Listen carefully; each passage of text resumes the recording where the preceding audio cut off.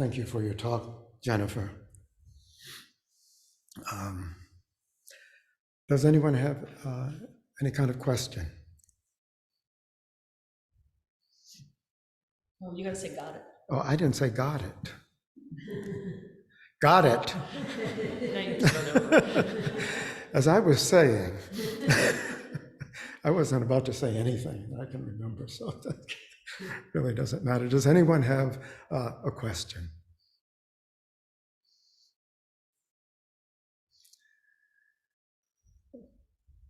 No questions, not even from a certain person on the screen. Actually, I do have a question. Oh, really? Okay. I was waiting to see if anybody else did before I jumped in. So polite. So this is kind of a follow-up to a question that I talked about in the interview yesterday. And my idea of the interview, the analogy that I use doesn't fit what we talked about. And so if you could, what are your thoughts on this? So my metaphor of an interview is that I come in and I'm answering questions and I don't know where the target is, but I'm just throwing darts. But and the target is around there somewhere, but I don't know where it is. And then what I also know is maybe if it was somebody else, the target would be in a different place. So the target's not always in the same place anyway, but I don't even know where it is. And I feel like I'm just throwing a dart. But if my point is not to hit the target, then that analogy doesn't work. And so it just, I understand that in the interview, it's not necessarily about getting the correct answer. It's not about hitting the target, even though you don't really know where it is. But that's hard for me to shake. So what would you say about the interview and the throwing darts at just, who knows where the target is? Well, I don't recommend throwing darts, whether they're physical or a figure of speech. You have to let a kongan sink in, very deeply. So if you're sitting there working on, well, maybe this is a good answer. Or maybe that is. Don't even try to answer. Forget about these darts. You can go through literally years without answering the same kongan. It happens all the time. Certainly happened to me. We have a person raising her hand here. Thank you, Margaret. Yes. Anybody else want to raise a hand here? Yeah, okay. So the important thing is to let it sink in. Just perceive it. Just perceive the kongan. Don't try to answer it. Don't try to come up with anything. I think that also was one of Zen Master Sung San's phrases. Just perceive the kongan, which is a lot different from trying to answer it, trying to come up with answers. Still, the teacher will ask you the question every interview, and you probably feel obliged to give an answer. And if you do have something that you really think might be a good shot, then present it. But just saying, don't know, is often enough. And I think it's keeping don't know is the main reason to work on a kongan. It's not to get the answer, it's to keep the don't know. So you let it sink in. And believe me, any teacher that you do kongan interviews with will understand. Still, I know how it is. I worked on that same kongan myself. Long time ago. threw a few darts. Let's see, we have another question. Well, I just want to Or say, comment. if you could explain what kongans are to people. Oh, And also kongans. this phrase "don't know," which some of us are familiar with. Yeah, I can do other that. people might not be. I always assume, you come here, you already know everything. It's just to look at your face,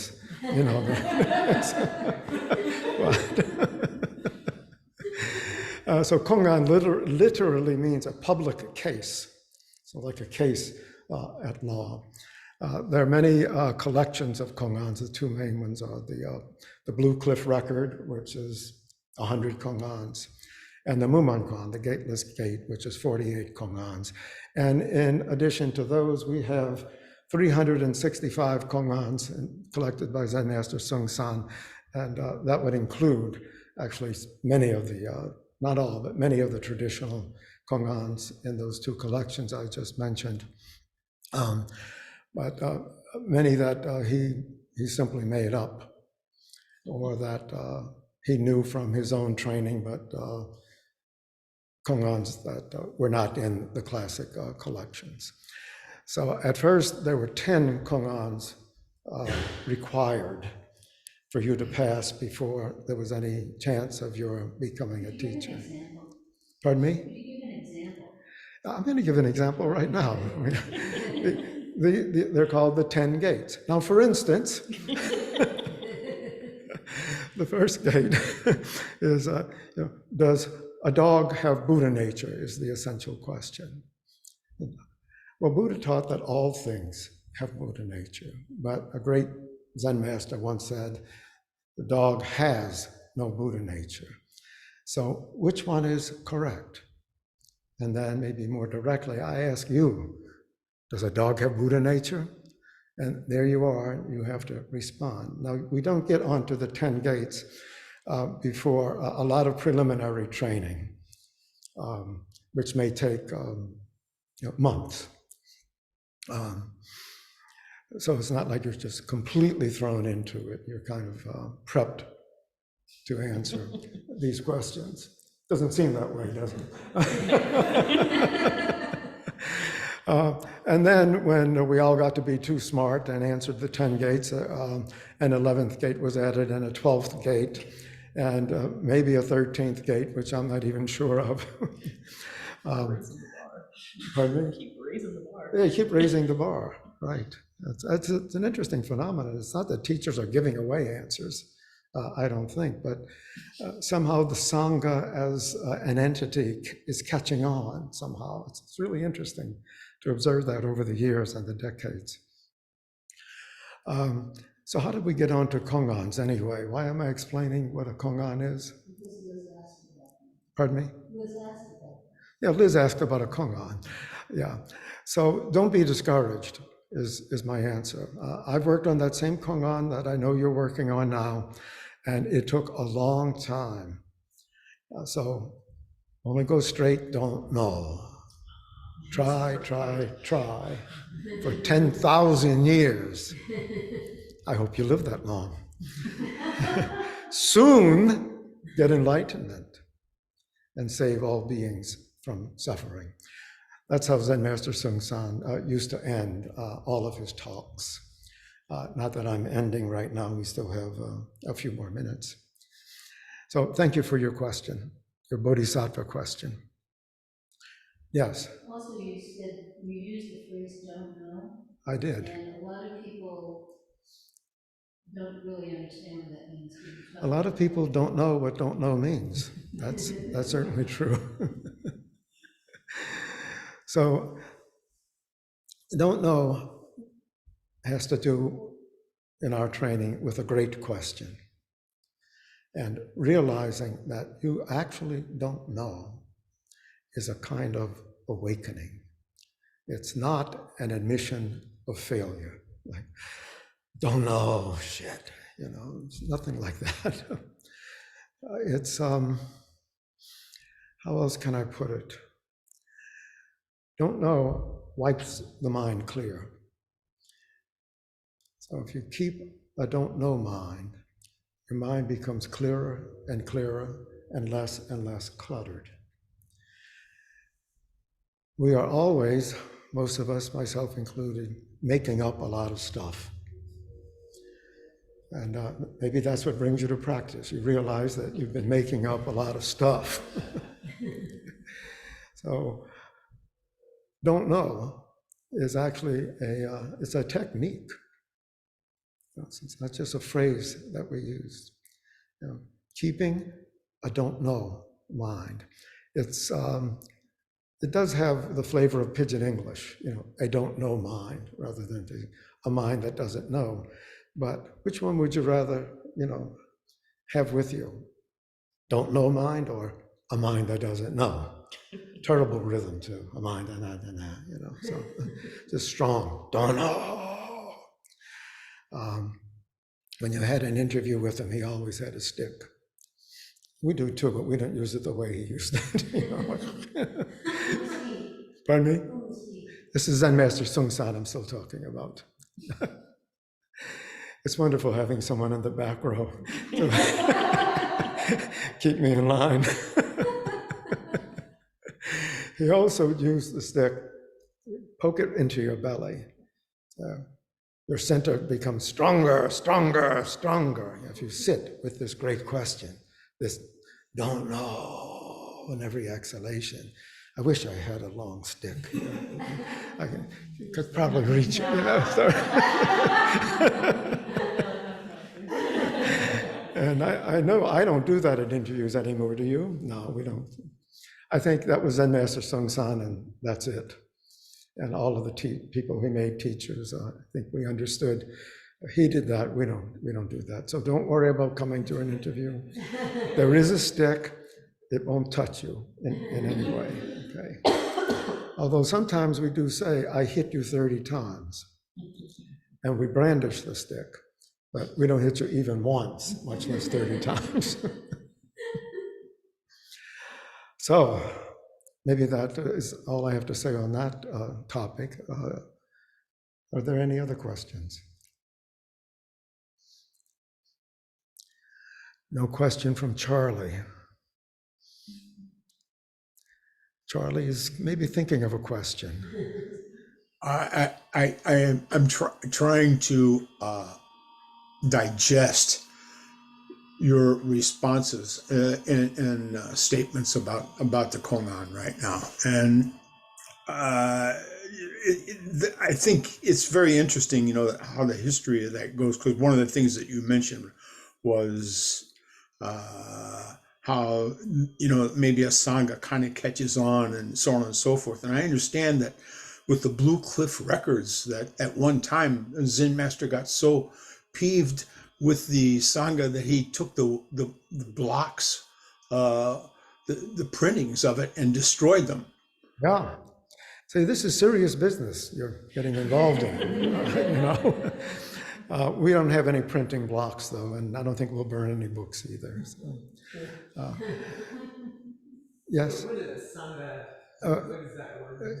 It's the group, is what it means. The congregation, to use a more religious term. Yeah, the sangha. We speak about the Buddha, the Dharma, and the sangha as the three jewels. The Buddha, both as a person, but also Buddha as the enlightened mind. The word Buddha means enlightened. The Dharma is the teaching, sort of teaching that's happening right now, such as it is. The teaching in all of the Zen books that have ever been written. Zen Master Sung San authored quite a few books. And we have classes on them from time. In fact, you're conducting a class right now. Can you say something about that? So, pardon me? Later. Later you will, okay. I do have a question.